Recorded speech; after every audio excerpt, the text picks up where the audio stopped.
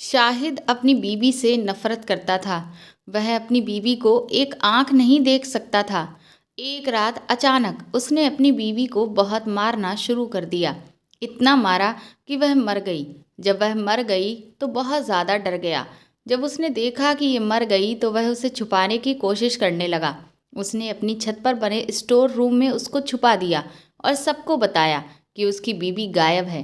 वह उसे ढूंढ रहा है, लेकिन वह उसे नहीं मिल रही। उसने ये अफवाह फैला दी कि उसकी बीवी का चक्कर कहीं चल रहा था और वह उसके साथ भाग गई। उसके गायब होने के अगले दिन उसके पास एक फ़ोन आया कि आपकी बीवी के नाम पर एक लॉटरी निकली है जिसमें उसने 2 करोड़ जीते हैं। कूपन कोड लाकर वह अपनी धनराशि लेकर जा सकती हैं। लेकिन वह अपनी बीवी को तो मार चुका था। अब उसे अपने किए पर बहुत ज़्यादा अफसोस हुआ। उसने अपनी सास को फ़ोन लगाया, उन्हें उस लॉटरी के बारे में बताया। फिर उसने कूपन कोड की बात पूछी तो उन्होंने बताया कि हाँ, उसने वह लॉटरी ली थी जिसका कोड वह अपने गले में बने तावीज़ में रखती थी। जैसे ही रात में वह अपने घर की छत पर गया जहाँ उसने अपनी बीवी की लाश छुपा रखी थी, वहाँ जाकर उसने जो देखा उसे देखकर उसकी रूह कांप गई। मेरा नाम शाहिद है और मैं अपनी माँ और बहन भाई के साथ रहता हूँ। मेरी शादी मेरी माँ ने अपनी मर्जी की लड़की से करवा दी थी। उनका कहना था कि मैं उस लड़की के साथ बहुत खुशहाल रहूँगा और मैंने बचपन से ही अपनी ज़िंदगी में बहुत सारी परेशानियाँ देखी थी और अपना पूरा बचपन बहुत ज़्यादा गरीबी में गुजारा है। हमारे बाबा बेचारे सुबह से लेकर शाम तक मजदूरी करते और उस पर जो भी उन्हें दिहाड़ी मिलती उसी से हमारे घर का गुजारा होता, उसी से पालन पोषण होता। माँ भी घर के हालातों को देखते हुए पूरी कोशिश करती थी। वह भी थोड़ा बहुत सिलाई का काम करती थी ताकि मुश्किल वक्त में घर के लिए कुछ जोड़ सकें और बाबा का हाथ बटा सकें। इस तरह से हमने अपना पूरा बचपन गुजारा और बड़े हुए। मुझे ये गरीबी की ज़िंदगी बहुत बुरी लगती। एक एक चीज़ के लिए बहुत सोचना पड़ता था। जब भी हम किसी को अच्छा कपड़ा पहने हुए देखते या फिर अच्छा खाना खाते हुए देखते तो हमारा दिल भी भर आता था। मैंने सोच लिया था कि मैं एक अमीर आदमी ज़रूर बनूंगा और एक अमीर लड़की से शादी करूंगा। मेरी शक्ल सूरत तो बहुत अच्छी थी, बस मेरी जेब खाली थी और हरकतें आवारा लड़कों के जैसी थीं। मैंने अपनी माँ से कहना शुरू कर दिया कि मेरी शादी किसी अमीर लड़की से करवा दे। अम्मा ये सुनकर पहले तो बहुत ज़्यादा परेशान हो गई, फिर मुझे डांटने लगी, कहने लगी बिल्ली को ख्वाब में भी चीचड़े नजर आने लगे हैं। गरीब की औलाद हो, गरीब ही बनकर रहो और गरीबों को औकात जितनी ही ख्वाब देखो। वह कहती थी खुद को पहले पढ़ाओ लिखाओ और आगे बढ़ाओ, किसी काबिल बनाओ, फिर किसी अमीर लड़की को अपनी बीवी बनाने की सोचो। अगर ऐसे ही आवारा रहोगे तो कौन पागल होगा जो तुम्हारे साथ अपनी बेटी को ब्याह देगा। मेरी माँ कहे तो बिल्कुल ठीक ही रही थी, लेकिन मैंने भी इस बात की कसम खा ली थी कि मैं अपनी बात से पीछे नहीं हटूंगा। अगर मैं शादी करूंगा तो एक अमीर लड़की से ही करूंगा जो खूब पैसे वाली हो और उसके बाप की दौलत से अपने ख्वाबों को पूरा करूंगा। फिर मैंने दिन रात मेहनत करना शुरू कर दिया, क्योंकि आज के दौर की लड़कियां जेब से ज़्यादा शक्ल सूरत और पहनावे पर ध्यान देती हैं। मेरी शक्ल तो थी ही अच्छी, बस थोड़ा सा खुद को तराशना था। फिर मैंने किराए की दुकान से 4 जोड़ी कपड़े उतार लिए, एक सूट बूट लिया जिनको पहनकर मैं और भी ज़्यादा हसीन और अमीर लगने लगा। लोग मुझे देखकर समझते थे कि मैं किसी अमीर बाप की इकलौती औलाद हूँ और मैं इसी हालत में यूनिवर्सिटी जाकर खूब घूमता। काफ़ी टाइम तक ऐसे ही चलता रहा, लेकिन मेरा कोई काम नहीं बना। किसी भी लड़की ने मुझे जरा सा भी भाव नहीं दिया, बल्कि उल्टा मैं खुद कर्ज में डूब गया। अम्मा को कहा कि कर्जा उतार दो तो उन्होंने साफ मना कर दिया। अब ऐसे मैं कुछ नहीं कह सकता था, तो मुझे खुद ही छोटा मोटा काम करना था ताकि मैं अपना कर्जा उतार सकूं, क्योंकि अगर मैंने कर्ज ना उतारा तो कर्ज देने वाला मेरा हाल बुरा कर देता। अमीर लड़की के चक्कर में मैं खुद भी सड़क पर आ जाता। फैशन तो दूर की बात है, अगर मैं काम ना करता तो मेरे जिस्म पर कपड़े भी नहीं रहते। इसलिए अब मैं छोटा मोटा काम करने लगा। रोज कुछ ना कुछ कमाई हो जाती और कमाई में खुद पर ही खर्च करता था। कि मैं एक अमीर आदमी नजर आऊं। कभी ना कभी तो कोई लड़की से टकरा ही जाऊंगा। मेरी जिंदगी का सबसे बड़ा ख्वाब ही अमीर बनना था और सबसे बड़ा मकसद भी किसी अमीर की बेटी से शादी करना था। मैं दिन रात इसी ख्वाब के लिए मेहनत करता। दूसरी तरफ मेरी माँ ने देखा कि अब मैं काम करने लगा हूँ। ठीक है, भले वो पैसा मैं घर पर नहीं देता था, लेकिन कम से कम आकर के अम्मा से वो पैसे मांगता तो नहीं था। अपने सारे शौक अपनी ही कमाई से पूरे करता। तो अम्मा ने यही समझा कि मुझ पर शायद उनकी नसीहत का असर होने लगा है और मैंने सच्चाई को अपना लिया है। इसीलिए माँ ने मेरे लिए अपने बराबर के लोगों में रिश्ता देखना शुरू कर दिया। मुझे इस बारे में कुछ भी पता नहीं था। अम्मा मेरी शादी के लिए लड़की ढूंढ रही हैं। मुझे तो उस दिन पता चला जिस दिन लड़की वाले मेरे घर आ रहे थे। मैं सुबह काम पर जा रहा था तो अम्मा ने मुझसे कहा, बेटा आज काम पर मत जाओ, लड़की वाले आ रहे हैं हमारा घर देखने और तुम्हें देखने। अम्मा की ये बात सुनकर मुझे बहुत गुस्सा आया। अगर लड़की वाले हमारे घर आ रहे हैं तो उसका मतलब यही था कि अम्मा ने लड़की पसंद कर ली है और अब वह लोग मुझे देखने के लिए आ रहे हैं। मैंने अपनी माँ से पूछा, तुमने लड़की कब और कहाँ देखी? मैंने हैरत से सवाल किया तो अम्मा बहुत ज़ोर ज़ोर से हंसने लगी और कहने लगी कि 1 महीने से मैं तुम्हारे लिए लड़की ढूंढ रही हूँ। कोई 57 लड़कियाँ देख चुकी हूँ। मुझे उन सब में से ये लड़की सबसे ज़्यादा पसंद आई। इस लड़की के घर वाले भी काफ़ी अच्छे हैं, लड़की पढ़ी लिखी भी है, इसलिए मैंने इन लोगों को अपने घर बुला लिया है।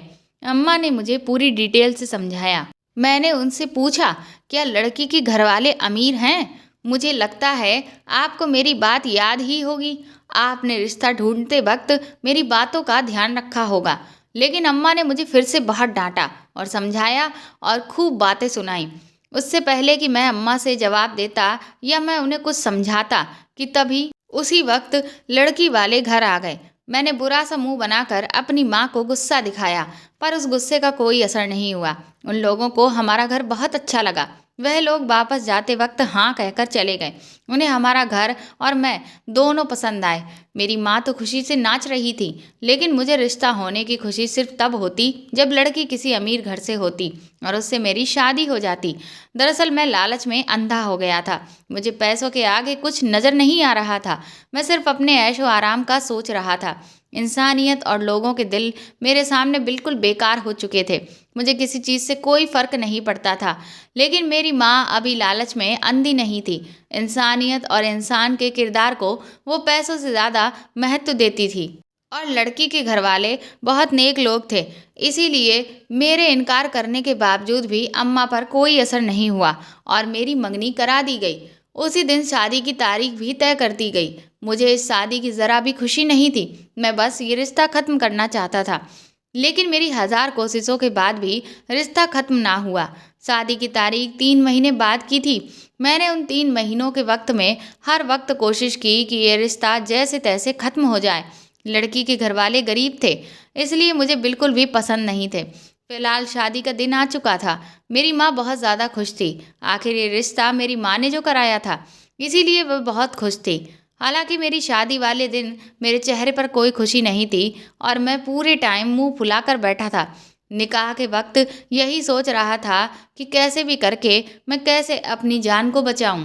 वहां बैठे बैठे मैं बहुत देर तक यही तरकीब सोचता रहा कि तभी मेरे दिमाग में एक विचार आया, जिससे मेरे चेहरे पर मुस्कुराहट आ गई।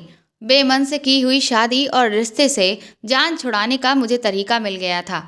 अब बस उस पर काम करना था और वह गरीब लड़की जिससे मेरी शादी होने वाली थी मेरी जिंदगी में कहीं भी नहीं रहती और मैं फिर अपनी पसंद से शादी कर सकता था।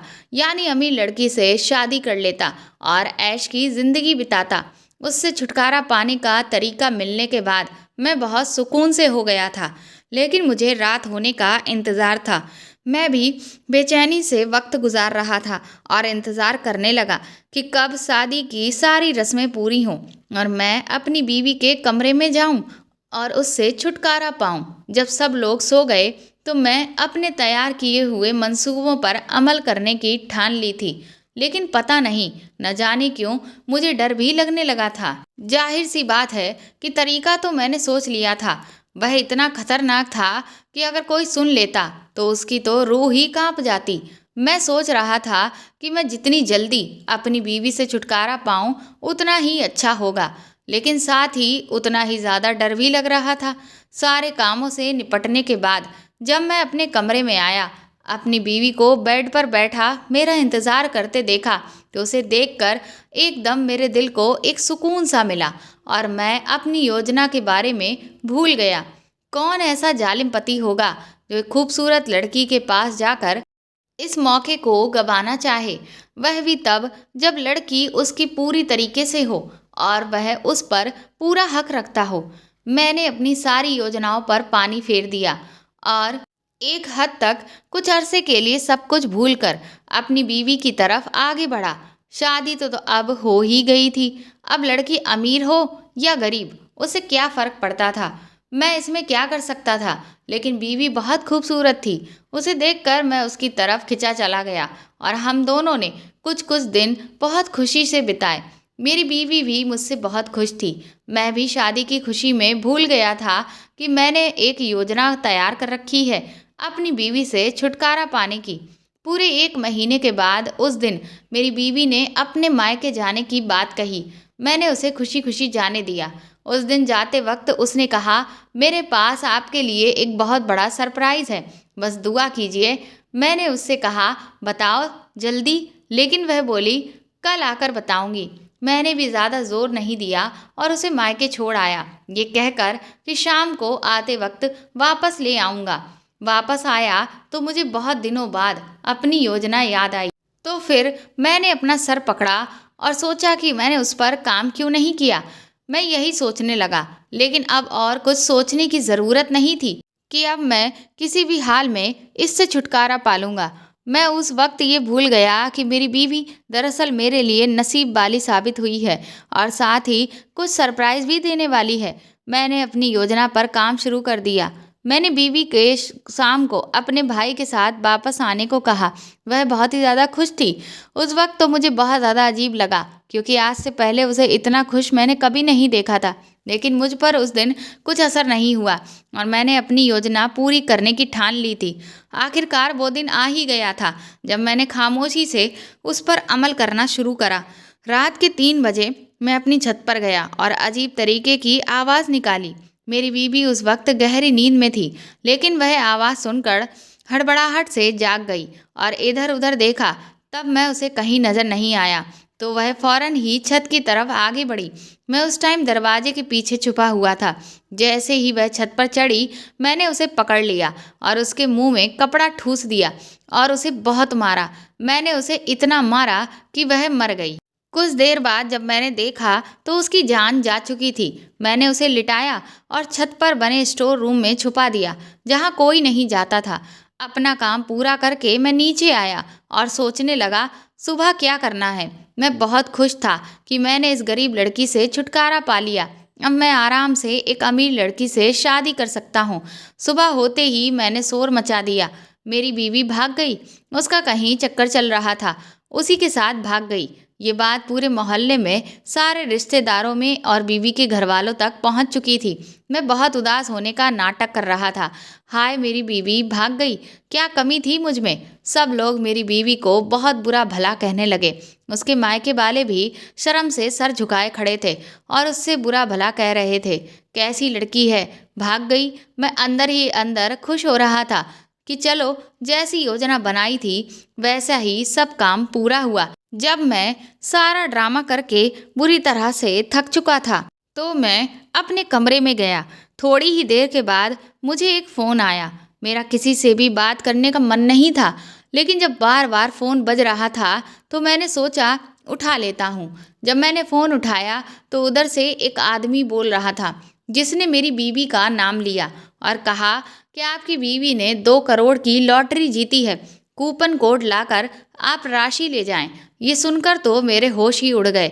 मैंने जल्दी से बीवी के मायके वालों से बात की तो पता चला कि उसने 1 साल पहले एक लॉटरी डाली थी।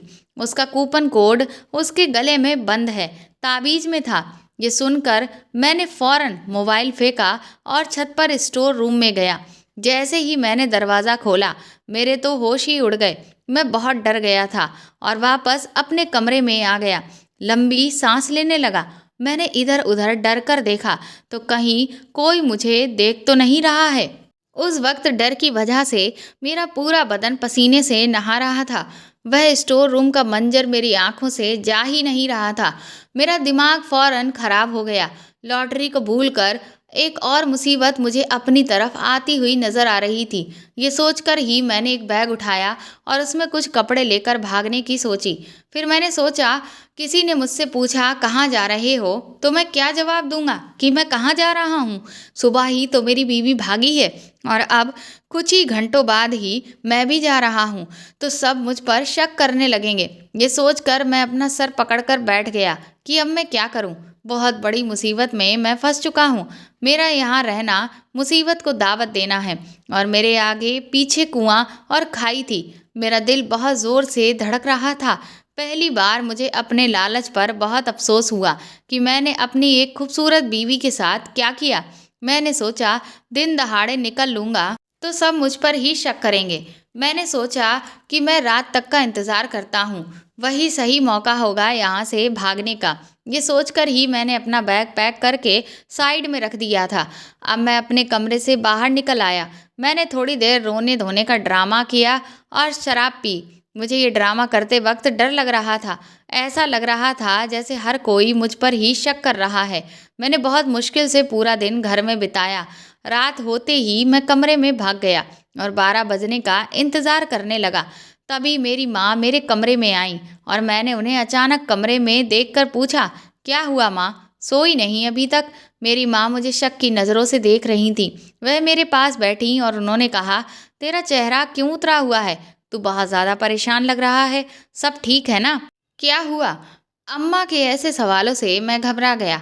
मैंने अपनी हरकत बताने की सोची, लेकिन फिर मैं डर गया कि जिसकी बीवी भाग जाए वह परेशान नहीं होगा तो क्या खुश होगा। लेकिन अम्मा पर मेरी किसी बात का असर नहीं हुआ। तभी अम्मा ने पूछा, सच सच बता दे, क्या करा है तूने अपनी बीवी के साथ? वो कहाँ गई? बता, तूने उसके साथ क्या किया? अम्मा के ऐसे सवालों से मुझे बहुत डर लगा और मेरी बोलती ही बंद हो गई थी। तो मैंने घबराते हुए जवाब दिया, कुछ भी नहीं।